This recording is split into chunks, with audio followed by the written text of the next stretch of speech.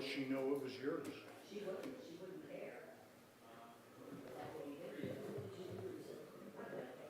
Oh no, is this up here? There was one up here maybe? I found it. I walked by and walked right by it. Yep, that's it. I found it. Two of them. Somebody else's. Somebody's moving them then because they were just both right up there. No, we were here on Friday. I wouldn't have been surprised because of my granddaughter. I found it. Thank you.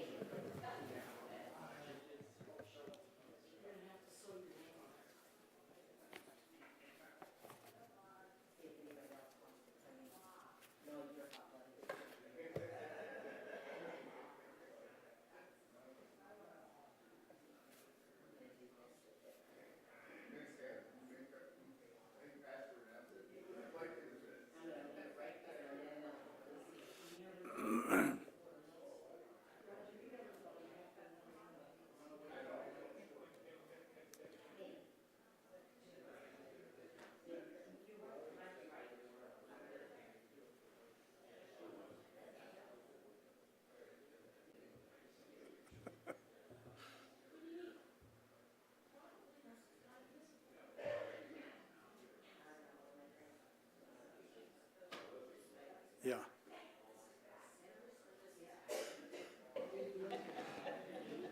Yeah.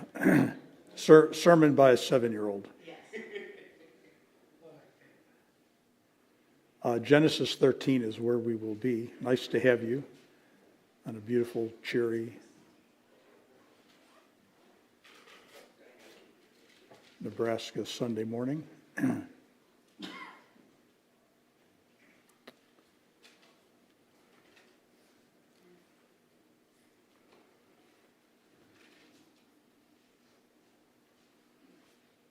Evidently, Central and Eastern Iowa got it worse. I understand a lot of churches there were canceled, so.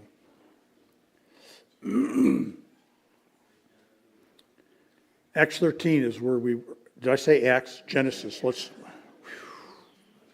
That's why they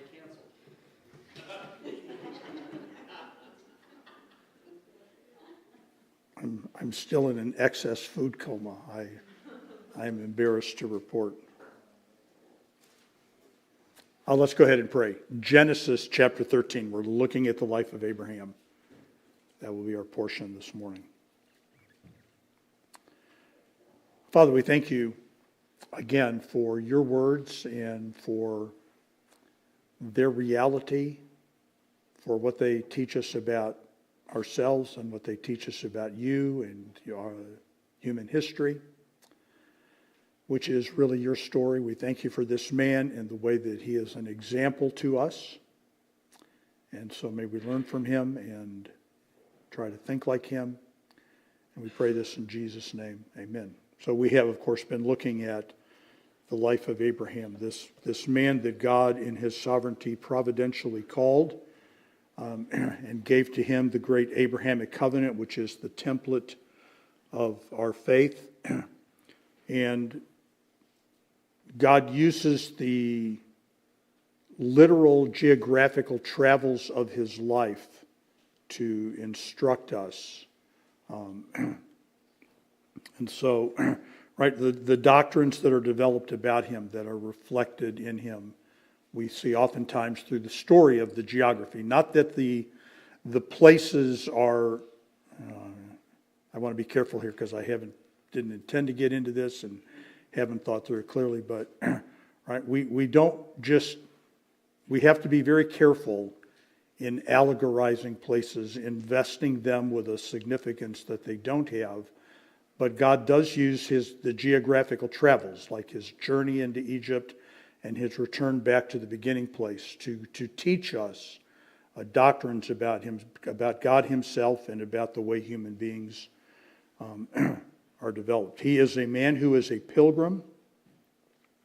He is called to be a pilgrim. He is promised this land, and yet his entire life is one of being a pilgrim in it. It will fall to his descendants, Isaac and Jacob and his sons, to live in the land, and the possession of the land is a long story, a part of Jewish and Israeli history. So we looked last week at his excursion into Egypt, which by most accounts is a manifestation of some dimension of spiritual immaturity and weakness. We are glad that it comes to a satisfactory conclusion. It passes virtually without, not virtually, it passes without any comment on the part of God. Abraham is the sole actor. He moves into Egypt. God supernaturally intervenes for him, but there's no conversation between God and anybody. And when the story concludes, again, on a positive note, Genesis chapter 13, 1 through 4, the positive note being that he returns where he had begun. And he comes back to the place and he reinstitutes the altar and the worship at the altar. So one of the things that we made note of is that although God had promised Abraham this land, that does not mean that there are no problems, either with conquering the land or living in the land or possessing the land. And the first problem that he encounters is the problem of famine. There's not enough food to eat.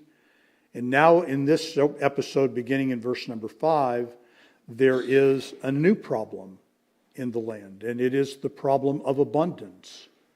And so we see Abraham navigating what's going to happen when there's a famine in the land, and now we see Abraham navigating how he's going to resolve the problem of superabundance in the land. And so what follows are three then kind of brief episodes that magnify one positive spiritual dimension in the life of Abraham that we would want to follow. So let's begin by reading verses 5 through 13.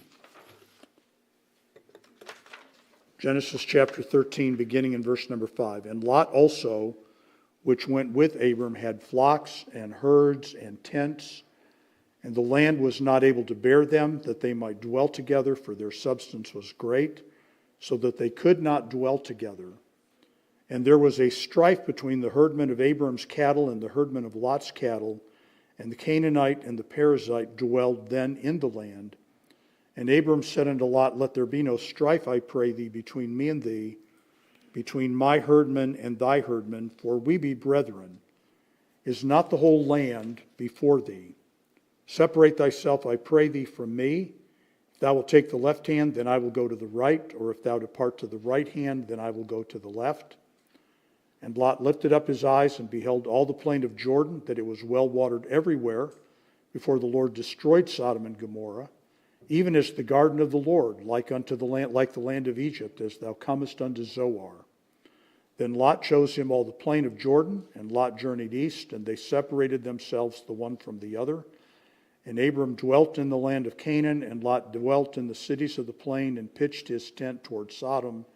But the men of Sodom were wicked and sinners before the Lord exceedingly.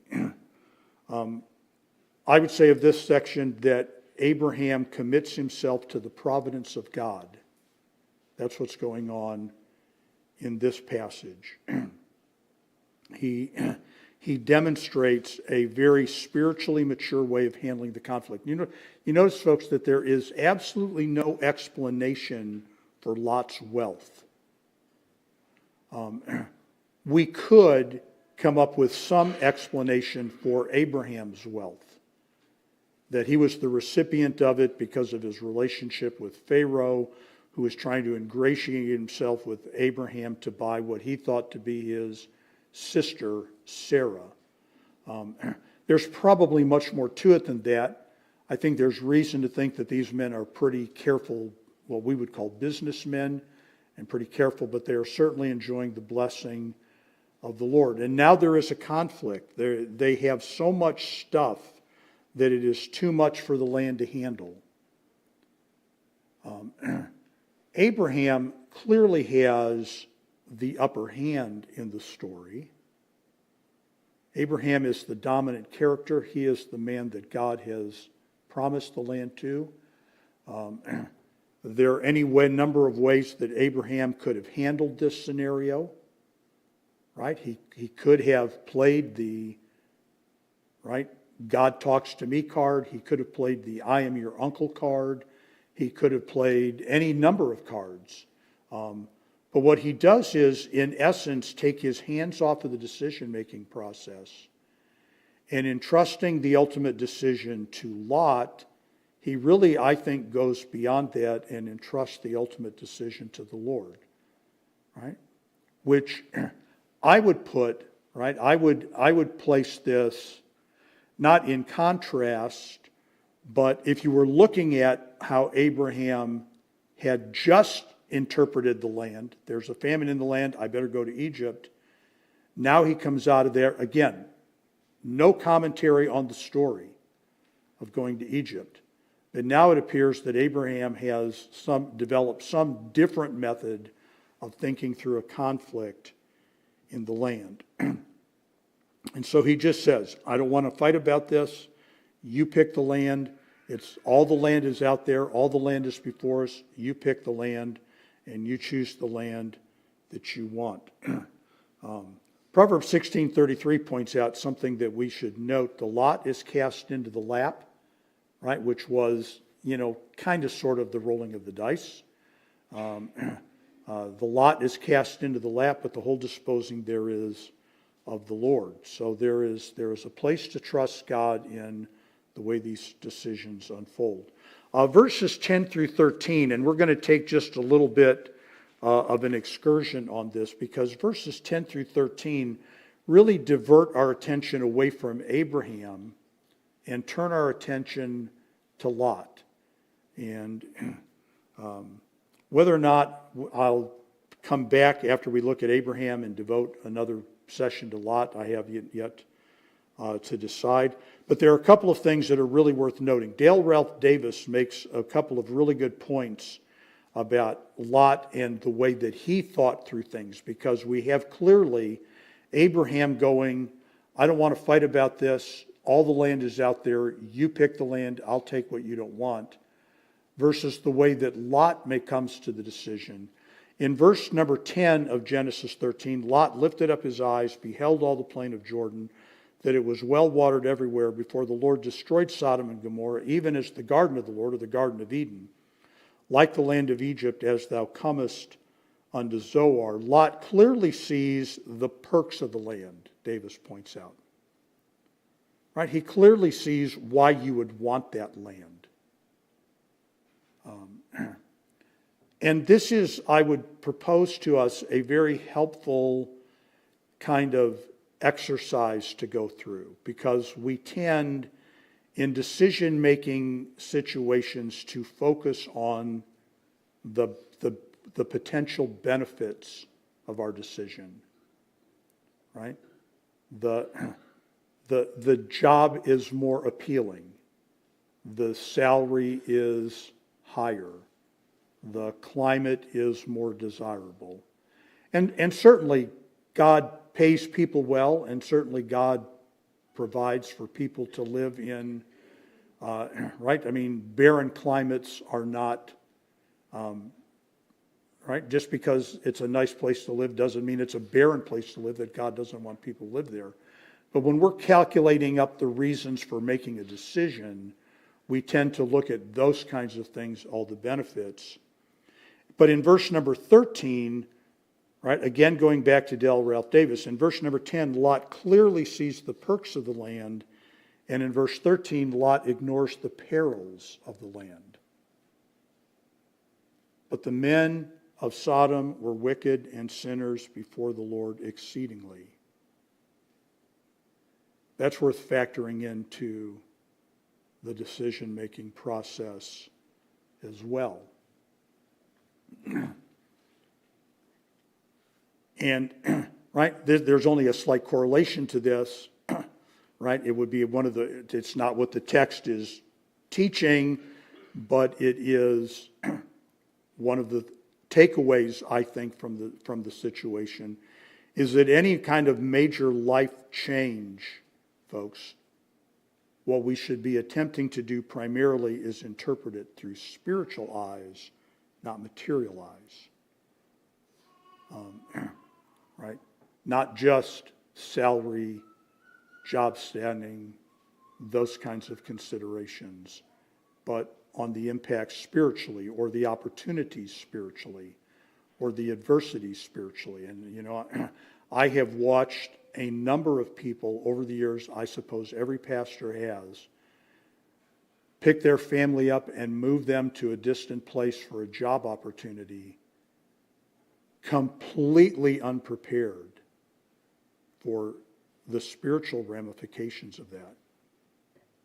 To the point, I've told you this, I will tell it until the day that I die in the pulpit, of a good man, a faithful man, who went through a long list of all of the factors that went into his move.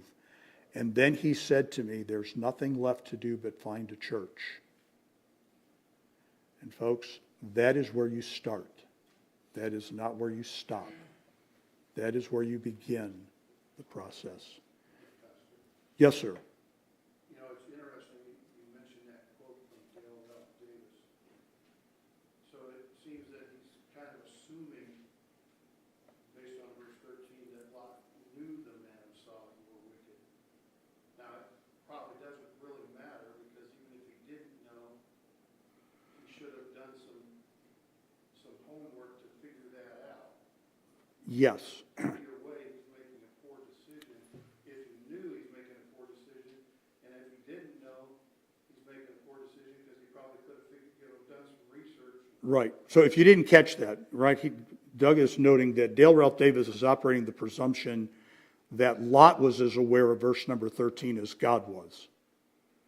And if he was, he ignored it. And if he wasn't, he should have done a little investigation as to what he's getting into. To add to that, right? In chapter 13 of verse number 10, Lot's focus is on the perks. In verse number 13, God's focus is on the peril. But the men of Sodom were wicked and sinners before the Lord exceedingly. And folks, as we work our way through the remainder of Lot's life, and we're going to take just a second and look at some things in Lot's life, it is not the perks that color his life, it is the peril that colors his life. There is not one further word with reference to Lot's life about how many more cattle and sheep and goats he was able to add to his flock because he chose the well-watered lands of Sodom. Neither is there any commentary about how much he was able to enjoy his wealth in his sunset years. The entire story of Lot is told, folks, in light of verse number 13. 13:11. Then Lot chose him all the plain of Jordan, and Lot journeyed east, and they separated themselves the one from the other. Separated. Verse number 12. Abram dwelt in the land of Canaan. Lot dwelt in the cities of the plain and pitched his tent toward Sodom. And it's almost hard to imagine that Sodom's reputation did not precede it.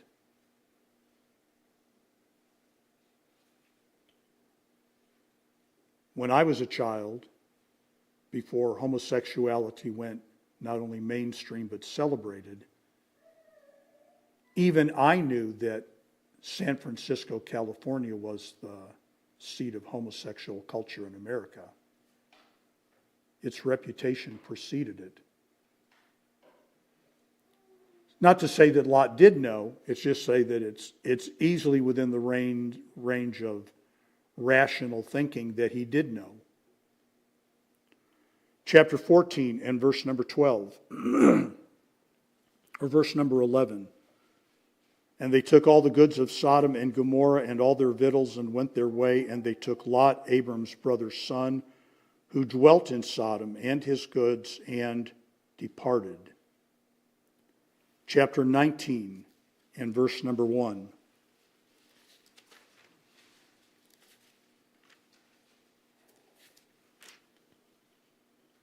And there came two angels to Sodom at even, and Lot sat in the gate of Sodom.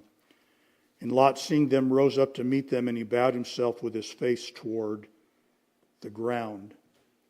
So you can see there is a clear trajectory to Lot's life that brings him ever closer into Sodom, toward Sodom, in Sodom, a leading citizen in Sodom. Ultimately then to this chapter 19, verse number 36, thus were both the daughters of Lot with child by their father, their direct result of their lifestyle in Sodom.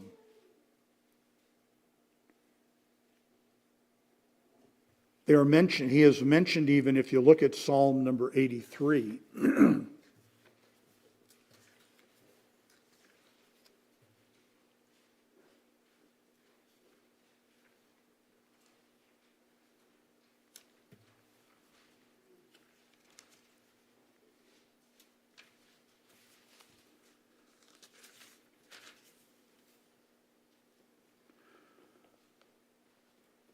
Psalm 83:8.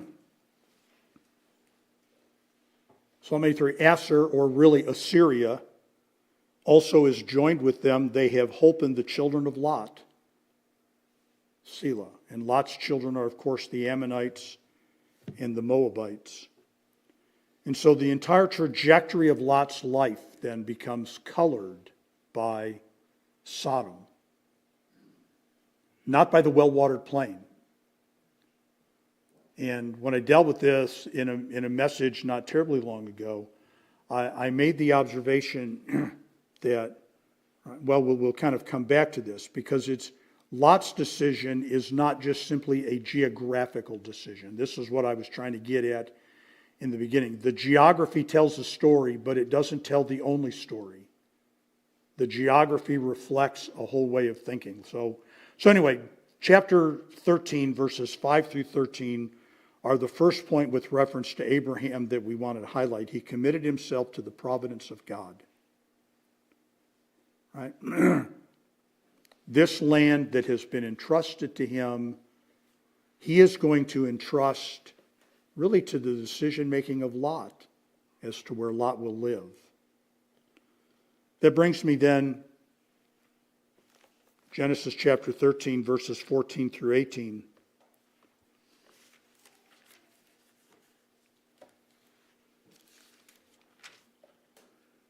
And the Lord said unto Abram, after that Lot was separated from him, Lift up now thine eyes, and look from the place where thou art, northward, and southward, and eastward, and westward. For all the land which thou seest, to thee will I give it to thy seed forever, and I will make thy seed as the dust of the earth, so that if a man can number the dust of the earth, then shall thy seed also be numbered. Arise, walk through the land in the length of it, and in the breadth of it, for I will give it unto thee.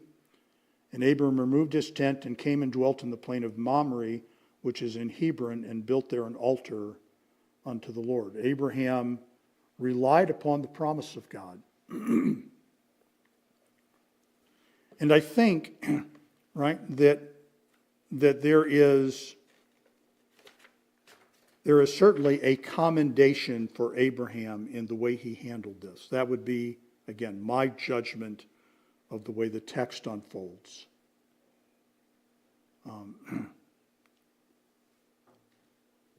Lot's decisions, again, are not just simply geographical decisions. They are the result of the way he thinks about God and about life and about priority. As Proverbs 28:26 says, he that trusteth in his own heart is a fool, but whoso walketh wisely, he shall be delivered. In verse number 14, folks, and the Lord said unto Abram, that is the first time that God has spoken since Genesis chapter 12 and verse number 7, when the Lord said to Abram, get thee out of thy country. And the first thing that he tells Abraham to do is exactly what Lot himself did. So I think there is a little bit of a commendation of Abraham and a bit of a rebuke of Lot. Right? What's Lot's problem? Was the problem in the land that he chose? Not necessarily. Lot's problem is that he lives his entire life virtually as if God does not matter. And God says to Abram, now it's your turn. I want you to lift up your eyes, almost as if Lot has lifted up his. Now I want you to lift up yours. And I want your view to be a 360-degree view, north, south, east, and west. All of the land, and that includes, folks, I think that we would by default understand this, that it includes the land on which Lot now lives. All of that land is promised to him. Which means, by the way, that Lot's choice of land that he believes to be the most advantageous is ultimately of no profit to him. Because it's all Abram's land. And this land is promised to him in perpetuity. Verse number 15, for all the land which thou seest, to thee will I give it, and to thy seed forever. And of course, a number of you know that there's a lot of theological conversation that flows out of how that works ultimately. That's a subject for another study. And God tells him to take a tour of it.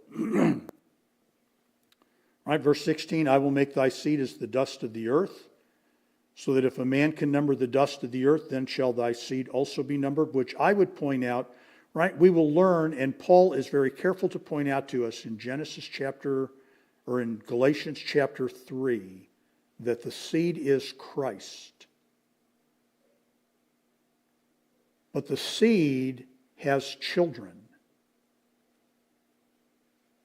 And you'll notice here that the seed in verse number 14, to thee will I give it, or verse 15, to thy seed forever.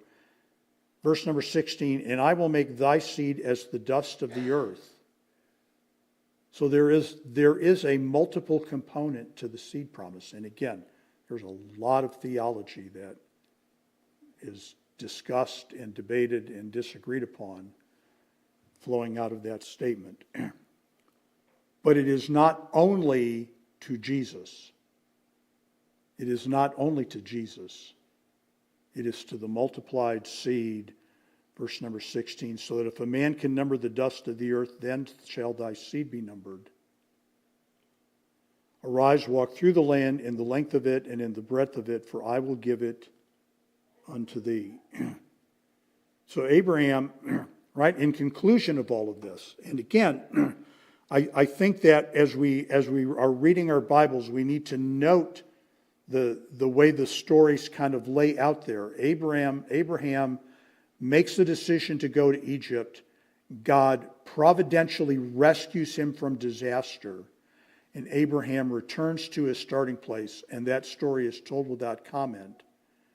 And here, Abraham does not act on his own initiative, but essentially dumps the matter into the Lord's hand, and the God responds with rebringing the promise, expanding upon the promise, and encouraging Abraham to rest in the promise. Look all around the land. Go everywhere.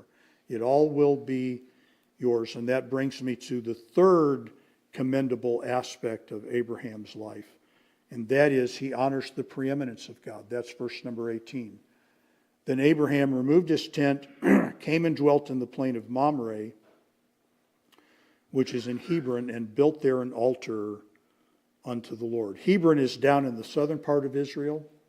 It is about 20 miles just north of the southern boundary, which the southern boundary biblically is Beersheba. The northern boundary is Dan, from Dan to Beersheba, like we would say from New York to Los Angeles. And again, he builds this altar. He builds a monument of worship, and he builds it in a strange land. And we've already been told that there are native inhabitants in the land. The land of promise is a land inhabited by God's enemies, and the land must be conquered. And again, right, there's a lot of theological discussion that attends to how that plays out. Which is not really within our scope, but it all starts here, folks. The Right? We're seeing a bit of a resurgence of a discussion of Christian nationalism. And right, we're seeing more people engage in a discussion about whether it is the right thing for Christianity through legislation to force itself upon unbelieving peoples to in effect kind of reconquer the land. And the seeds of those discussions go right back to Abraham and the promises that God made him about inhabiting the land. But Abraham then, to conclude, builds this altar there unto the Lord. It is an altar built to Jehovah in a strange land that worships strange gods. It is a reflection of his status as a pilgrim, but it is also a reflection of his faith, that he is not trying to hide his belief in Jehovah, although he is the only man, with the possible exception of Lot, who believe, and his wife, of course, who believe in Jehovah. They are a distinct minority, a religious minority in this land. Just a couple of notes in closing, and unless you have much in the way of conversation, we'll be done very early this morning, right? The Bible is very clear, and of course there's never really any doubt about Abraham, and Peter is very helpful to us with reference to Lot, that both of these men are believing men. One's life is certainly more spiritually commendable than is the other, but both of these men are believing men. And so for all of the tragedy that Lot experiences as a consequence of his decisions, it is not right to conclude that he must be an unbeliever, because he is called by the Bible a believing man, a righteous, justified man. But he is almost completely oriented to this world. I mean, every decision that Lot makes, every conversation that Lot has, seems to reek only of a worldly, materialistic orientation to life, and reflects no deep-seated spiritual values. On the other hand, Lot is a man, or Abraham is a man, certainly a flawed man, and some of his flaws are large and cannot be ignored. But he is a man of tremendous faith and consecration. And so we desire to emulate him. And of course, right, we do see that. It is not at all uncommon, especially in the Christian world, to encounter people who have named their sons Abram or Abraham. And I don't think I've ever met anybody who named their child Lot.